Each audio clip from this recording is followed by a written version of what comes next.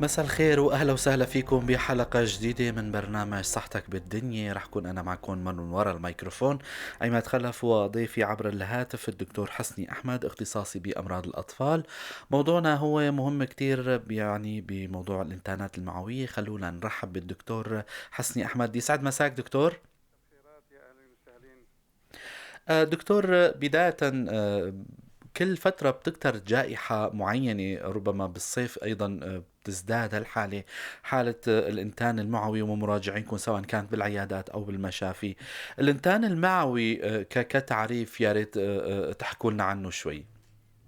الإنتان المعوي أو ما يسمى بالالتهاب المعدي والإمعاء، طبعا هو التهاب في الجهاز الهضمي مهم. للطفل، بيسببه الإنتان أو العدوى الفيروسية أو البكتيرية أو حتى بعض الطفيليات، بتسبب التهاب في المعدة والإمعاء عند الطفل وما يرافقه من أعراض.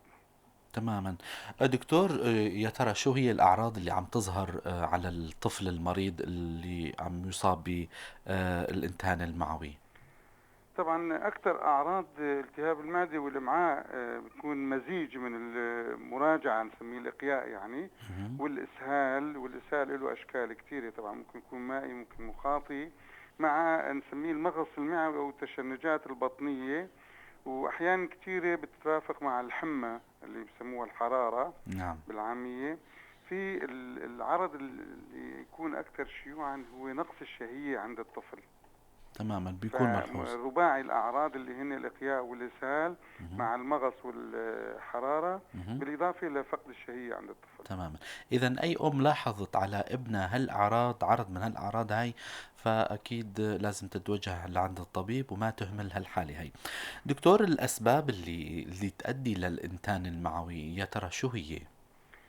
طبعا الأسباب، معظم الأسباب بتكون إما فيروسية أو بكتيريا يعني جرثوم أو طفيليات.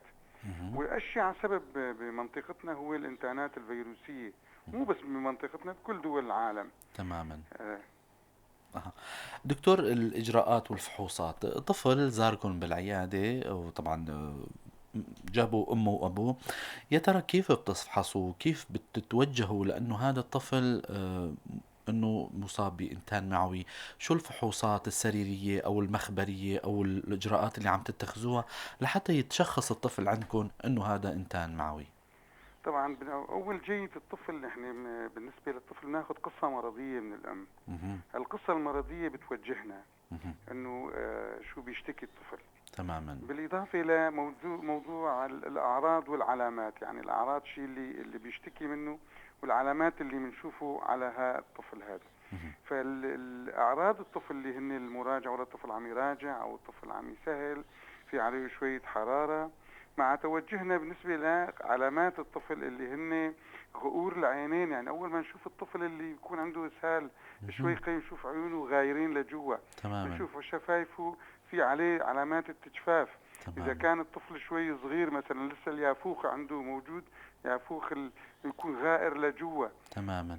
نشوف إذا سألنا الطفل عن الأم عن الطفل إنه حفوضاته عم يبلل قاله مهم. كثير، ولا خف البلل عنده يعني البول، نشوف إنه في عنده جفاف، في قلة التبول، أيوة. وبيلهف بده شرب المي بزيادة، مهم. مع رغم إنه عم يشرب كثير بيكون قلة التبول بسبب إنه الضائع تبعه بيروح عن طريق الإقياء والإسهال. مهم. تماما. ممكن حالات، عفوا يعني، ممكن تفضل بعض دكتور. الحالات نضطر نعمل فحوصات مهم. مشان نفرق عن سبب هالإنتان المعوي. مهم. فنعمل فحص للبراز، نكون مثلا يطلع معنا براز مدمى أو براز غير مدمى، يعني كريات بيض وحمر موجودة في مهم. مخاط بالبراز ولا لا. مهم. هدول بيوجهنا على نفرق بين السبب اللي أدى لهالإسهال هذا. مهم.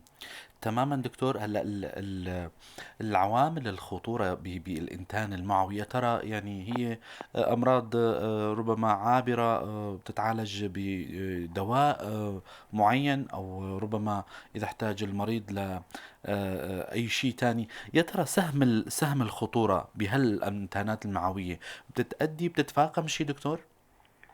ما إمم، فهمت عليك. آه، هلأ بأي مرض ما هلأ في له تداعيات، يعني في له إمم، يعني سهم إيه، الخطورة بيوجّهك إيه. أمّا الإنتان المعوي بيخوّف والّا ما بيخوّف إيه دكتور؟ طبعا الإنتان المعوي وما يرافقه من الأعراض، اهم، وأهم شيء الإقياء والإسهال، نعم، إذا أهمل بيؤدي إلى مخاطر قوية جدا، ممكن حتى لا سمح الله الوفاة بسبب قصور كلوي، أو بسبب اهم، الأذيات الناجمة عن فقدان السوائل والشوارد اللي عم يطرحها عن تمامًا، طريق البول وعن طريق البراز. اهم، فموضوع مهدد للحياة، اهم، لازم ما يتاخذ بشكل بساطة انه والله الطفل عنده شوية اسهال يلا نهمله.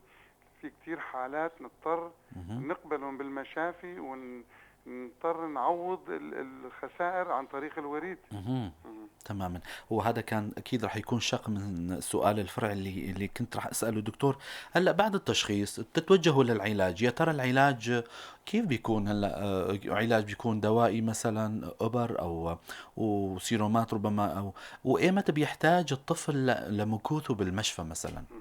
اهم، طبعا بالنسبة لعلاج الالتهاب المعوي، هو الالتهاب المعوي بالعادة اللي إذا اهتمينا بالطفل وعرفنا السبب اللي أدى لهالالتهاب هذا، اهم، بيكون خفيف جدا. نعم، يعني إذا الطفل ما عنده مراجعات إقياءات كثيرة، فينا نعوض في سوائل جاهزة موجودة بالصيدليات مركبة فيها الشوارد النظامية اللي تعوض للطفل، نعطيه كميات قليلة شوي شوي نعم، لنعوض الخسائر اللي يطرحها الطفل عن طريق الإسهال. اهم، بس إذا الطفل كان عم يراجع رغم إنه نحاول نعوض له إياه فمويا، بهالحالة نضطر إنه نعوض وريديا، يعني بده اهم، قبول مشفى. تمامًا، في كتير حالات الأطفال يكون عندهم التهاب معدة ومعاه، بس ما يحتاجوا مضادات حيوية اهم، اللي هلها تستعمل بكثرة طبعا. والمضاد الحيوي نفسه هو نفسه ممكن يكون سبب للإسهال، لأنه تمامًا، عم يقتل شيء نسميه الفلورا المعوية الطبيعية. نعم، يعني الفلورا المعوية بتساهم في وقاية الطفل من الإسهال، فنحن نعطي مضادات حيوية بتقتل هالفلورا هاي، اهم. بتسبب الإسهالات أكثر. اهم.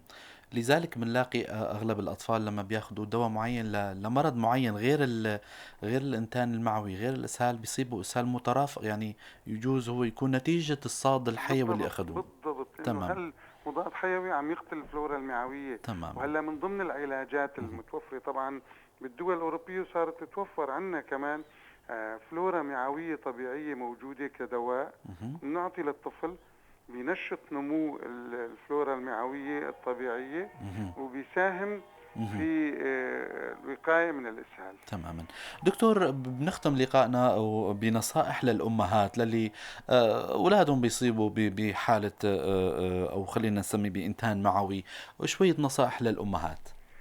طبعا شغلة مهمة جدا بالنسبة للأمهات هو إنه يركزوا على الرضاعة الطبيعية. نعم، الرضاعة الطبيعية بتعطي للطفل كل شيء، مناعة موجودة عند الأم بتقوي المناعة عند الطفل، وبتخفف عنده الإصابات المعوية بالمستقبل. اهم، الشغلة الثانية بالنسبة للرضاعة الاصطناعية، هو تقريبا بعمر الرضيع الأكثر سبب للإسهالات والإنتانات المعوية نتيجة طرق التحضير، نتيجة النظافة الشخصية، نتيجة.